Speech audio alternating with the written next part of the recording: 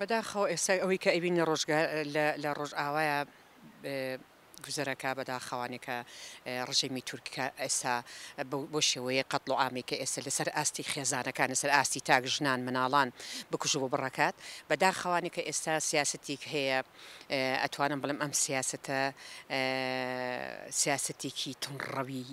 تورکە کە ئەمە ئیشی بۆ هەمیشە بەداخەوانێکە نازانم بۆچی ئەوەی کە ئەمڕۆ وەکو ئەمریکا وەکو نەتەوە یەکگرتووەکان وەکو ئەم وڵاتانی وەکو ئیسرائیل ئەمانە چۆن ئەتوانن چۆن ئەوان هەڵوێستیان نیە بەرامبەر ئەم پێشێلکاریانی کە تورکیا ئەیکا ڕژێمی تورکیا ئەیکا بەرامبەر بە ڕۆژئاوە بەداخەوانێ ئەوەی کە ئەیبینین ئەو گوزەرێ جێگەی قوبوڵ نییە چ لە ڕووی ئینسانیەوە چ لە ڕووی ئەخلاقی سیاسیەوانێ ئەوەی کە ئەمڕۆ ئێمە ئەیبینین و کە زۆر دیارە کوردانی ڕۆژئاوا ئەمڕۆ بەڕاستی لە بارودۆخێکی زۆر خراپایە بۆیە ئێمە وەکو کوردانی باشوور وەکو ئەوەی کە ئێمە پارچەیەکن لە دڵی ئێمە ئەوانیش بە هەمان شێوە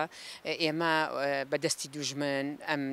کوردستانی گەوراندا بەش کردە و ئێمەش هومێ دەکەین کە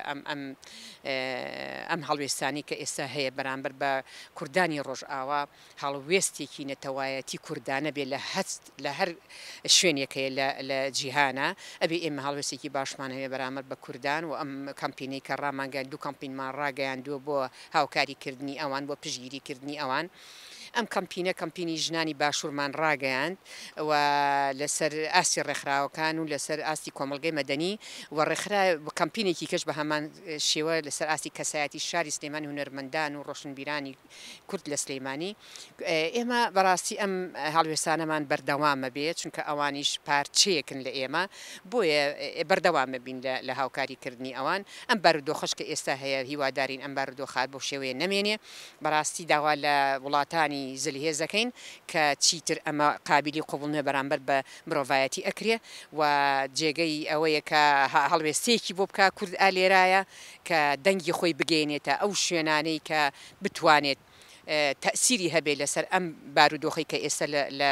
ڕۆژئاوایە هەیە بە تایبەتی ڕژێمی تورکی وا بکەین کە لە شوێنەکانەوانێ هاوکاریان بۆ بچێت داوا لە حکوومەتی هەرێمیژەکەین لەو دەواازەمان بۆ بکاتەوانێ ئەو هاوکاریانی کە کوکراوت و زۆر هاوکاری کۆکراوەتەوانێ کە بینێرن بۆ ئەوان کە ئێستا ئەوان بەڕاستی کوردانی ڕۆژئاوا پێویستێکی زۆریان هەیە چکە ئەو شوێنانەی کە گەمارۆ دراون بەڕاستی جێگەی قوبوڵ نییە لە ڕووی ئینسانیەوانێ بۆیە ئێمە هەمیشا بێ دەوری خۆمان بجێڕین وەکو کورد لەسەر ئاسی کوردستان لەسەر ئاستی ئەوروپا و کوردانی کە لە ئەوروپاان لە تارۆگە شتێک بکەین کە جێگەی خۆشحاڵی بێ بۆ هەموو لایە دیارە ئەو یەکگرتنی ئێستا کورد لە هەموو شوێنێکە بەڕاستی ئێمە جێگەی خۆشحاڵیە کە ئێستا کە ئەمە هەڵوێستێکی نەتەوایەتیە کوردانێک کە ئێمە بێ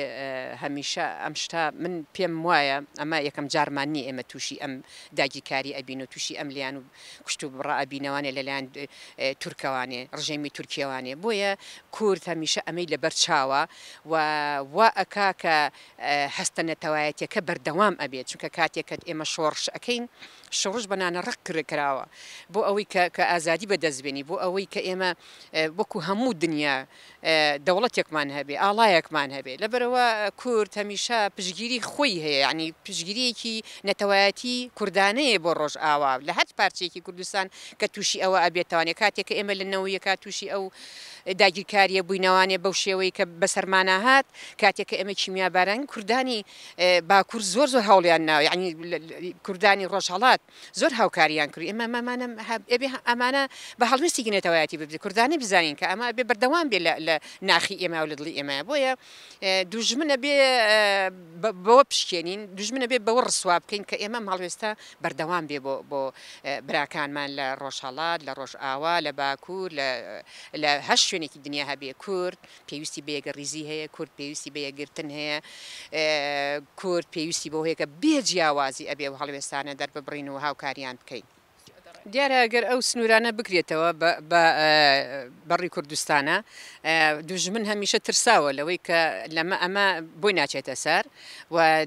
دەورێکی تری ئەبێ لەو کاتەیە و هەمیشە ئەوان کۆت و بەندیان کردووە لە جگە لە سیاسەتێکی خراپ کە بەرامبەر بە کورد و بە سنوورەکانی ئێمە ئەکرێت دراوسەکانمان بەڕاستی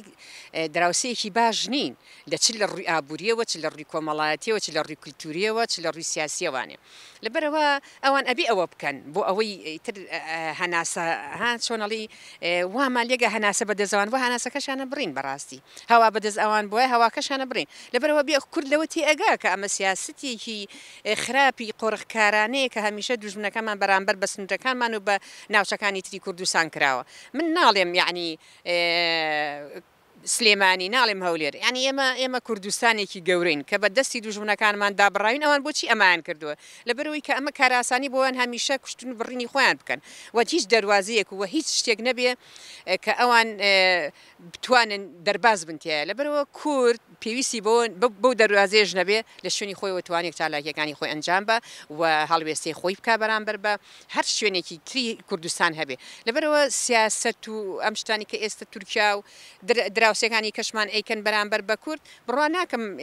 ئێمە ڕابگرێ کورد ڕناگرێ کورد هەمیشەیەک ریز بووە لە ئاستی ئەو پێشلکارێ نەتەوایەتیانە کە کراوە کوردانە کە کراوە و شەهیدێکی ئەوان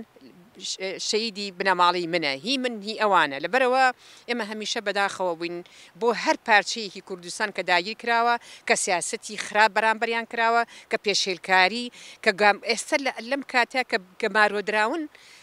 ئەم سیاسەتە کە ئەوان ئەیکەن بەرامبەر ئەم ڕژێمە ئیکا بەرامبەر بە کورد ناڵێ ئەمە مناڵە ئەمە ژنە ئەمە خێزانێکە یعنی لە ماڵێکە نۆ کەسی شەهید کردووە بەڕاستی ئەمە جێگەی قوبوڵ نییە ئەگەر بێتونەتەوە یەکگرتوەکان وڵاتانی زلهێز ئەمە قوبوڵ بکەن دیارە ئەمە سیاستێکی تریش لە پشتەوە ئەمە دیسان و پێویستی بە هەڵوێستەیەکی تر هەیە کە کورد ئەبێت دیسانەوە دانیشێ بەڕاستی هەندێشت هەیە پێویستی بەوەی بە یەک ڕیزێکی تەواو لە ڕووی سیاسیشەوە نەکرد لە ڕووی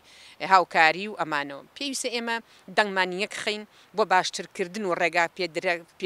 پێکردنی ئەو هاوکاریانی کە ئێستا ئێمە گەینە ئەوێ بۆ ئەوەی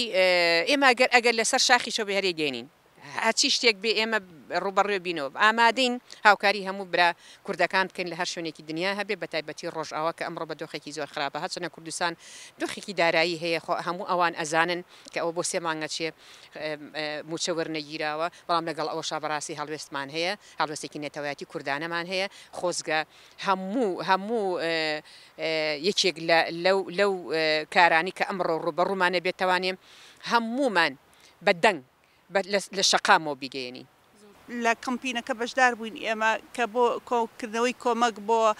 خوشک و براکانمان لە ڕۆژئاوا ئەزانین کە ئەمە ڕۆژێکی زۆر سەختە بەسەرمانە تێپەڕێەوە ئێمە ئەم ڕۆژەمان لە نەوەتەکانەوە دیوە ئەم ئاوارە و دەرا ئێمە بۆ ئازارانە ڕۆیشتوین بۆیە هەست بە ئازارەکانی خوشک و براکانمانەکەین کە لە ڕۆژئاوان ئێستا بەڵام بەداخەوە ئێمە حدودەکانی دراوسەکانمان دانەخرابوو ئێمە لە ڕێی حدودەکانی دراوسەکانمانەوە بەڕاستی کە لە تۆپ و تیارەی ئەم دراوسیان تۆپ و تیارەی ئێمە ڕزگارمان بوو بۆیە ئێمە ئێستا داواکارین کە حدودی سنووری سیمێڵ بکرێتەوە ئێمە کاتێ لێمە قۆمە دراوسەکان بێگانەکان دەرگایان بۆ کردینەوە بەڵام ئێستا خۆمان دەرگا بۆ خوشک و براکانمان داخین بەتای بەڕاستی ئەوە ئازارێکی زۆر گەورەیە زۆریش بۆیە داوا لە حکوومەت هێرێمی کوردستانەکەم ئەتوانن تەجدیداتێکی زۆر دانێن ئەتوانن تەفتیشاتێکی زۆر دانێن بەڵام با بێڵن کە ئێمە کۆمەکەکان بگەێنین چکە ئەمانە خوشک و برای ئێمن ئەمانە کوڕ و کچی ئێمن ئەمانە دایک و باوکی ئێمن ئێمە هەموو جارێک گەڵێن کە کوردستان 4 پارچە نییە 1 پارچەیە ئێمە هەموو کاتەڵێن کە کوردستان پارچە کراوە بەڵام با ئێستا ئێمە کاتی ئەوەیە قسەکانمان بسەلمێنین ئەمە ئەرکێکی ئەخلاقیە ئەرکێکی دینیە ئەرکێکی مرۆڤ بوونە کە ئێمە دەرگاکان بکەینەوە وش کۆمەک بنێرین و من داوا لە حکوومەتی هەرێمەکەم کە خۆشی کۆمەک بنێرێت چ بە پارە بێت چ بە معدات بێت چ بە خواردن بێ بە جلوبەرێک بێ بە ئەدەواتی طبی بێ بە تەنانەت بە ئاوەکە بێتن یارمەتیان باد و هەروها داوا لە هەموو کونسڵخانەکان و ڕێکخراوەکانی مافی مرۆڤ و هەموو UN و لەگەڵ هەموو ڕێکخراوەکانی جیهانەکەم هەموو حکوومەتەکانی جیهانەکەم کە قسفی تورکیا بۆستێنێ کە دەستگیرێژیەکانی دراوسەکان بۆستێنێ بۆ سەر کوردستانمان ڕۆژانە خەڵکانی بێتاوان ئەمرن و ئەگەر بێت و ئازادی کوردستان نەدرێت ئەگەر بێت و سربەخۆی کوردستان نەدرێت چ بە فیدراڵی بوون بێت چ بە دەوڵەت بوون بێ ئەگەر بێت و کێشەی هەر 4 پارچەی کوردستان حل نەبێت بڕواب کە شەرقی ئەوسەد بە هیچ شێوەیە کێشەکانی حل نابێت چونکە هەمویان کردیانە بە ساحەیەکی سیاسی بۆی کە تۆڵی خۆیان لە یەکتری بسەنەوە بەڵام لەکێ لە خاکی کوردستان بۆیە خاکی کوردستان ئێستا بێدایک و باوکە هیوادارم کە هەموو لایەنەکان پشتگیری کوردستان بکەن و هەموو لایەنەکان بەشدار بن لەم کۆمەکەی کە ئێستا ئێمە ئەیبین کە کۆیەکەینەوە ئەیبین و ڕاستی لەم کاتەیە پێویستیانە ئەزانین 280 کەس بەم سەرمایە بەم بەفروبارانە کە ئێستا بێ شوێنن لە ناو خەیمەیان بێنانن بێ ئاون بێ جلو بەرگن تاریان بەسەرەوەیە هەر دوێنێ یان پێرێ بوو 11 کەس لە خێزانێک بەری مناڵ هەمووی دایک و باوکو مناڵ کە ئەمانە هیچ تاوانێکیان نییە کورد هیچ تاوانێکی نییە کورد لە ژیانی بستێک ئەرزی خەڵکی داگیر نەکردووە کورد لە ژیانی داوای مافی خەڵکی تری نەکردووە تەنها مافی خۆی کردووە وە کورد لە ژیانیشی تیرۆر و ئیرهاب نەبووە بۆیە داوای مافی خۆیەکە ئەو کوردەی داوای مافی خۆی بکات هەندێک دەوڵەت بە تیرۆری دانێن بەداخەوە بەڵام هەندێک دەوڵەتانی تریژە بە خاتری خاتە ئەوانی ژەی خەنە تیرۆر کە من داواکەم هیچ ڕێکخراوێک هیچ گروپێکی کوردی هیچ کوردستانیەک تیرۆر نین ئەمانە هەمویان داوای مافی خۆیانەکەن بۆیە من لێرە پیانەڵێم کە ئەبێ ویژدانی خۆتان بەکاربێنن ئەمانە مرۆڤن و ئەبێتن مرۆڤ هێز و هزر و خۆشەویستی مرۆڤ بوونتان تیابێت چونکە مرۆڤ بوون زۆر گرنگە ئێمە هەموو ئەزانین کە ئێمە هیچمان نامێنین هەموو مرۆڤێک ئەمریە هیچ مرۆڤێک تاسەر نییە بەڵام ناوەکان و ئەرکە باشەکانە مێننەوە بۆی کە زەمیری خۆتان مرتاحکەن بۆی ویژدانتان مرتاح بێت چونکە لەو دنیا زەمیری خۆمانە لێپرسینەوەمان لیەکات لەو دنیا وجدانی خۆمانە کە محاسەبەمانەکات بۆی زەمیر و وجدانمان ئازاد بێت پێویستە ئێمە کارەکانمان بە ویژدانی خۆمان بە ئازادی بکەین هیچ کەسێک و لایەنێک زاڵ نەبێ بەسەرمان ڕاستە پارە گرنگە ڕاستە ئێمە کار بۆ لایەنێکەکەین بەڵام ویژدانی خۆمان لە پێش پارە و لە پێش کارەکەی بۆیە داوایان یەکەم لە کەناڵە جوانەکەی ئێوە داوایان یەکەم کە وجدانیان لە پێش کارەکەیان بێ وجدانیان لە پێش پارەکەیان بێ لە پێش حزبەکەیانەوە بێ لە پێش هەموو کەسێکەوە بێ بە تایبەتی ئەو لایەنانەی کاری بۆکەن طبعا ئەمە کارێکی خراپە وەسبینێش ئەو جۆرە کەسانە ناویانەچێتە لیستی ڕەشەوە نایانەچێتە قایمەی ڕەشەوە چونکە کوردستان هەروە هەتایە وانابێت کوردستان ڕۆژێگێت هەر 4 پارچەی دەوڵەت ببن بە دەوڵەت وەکو چۆن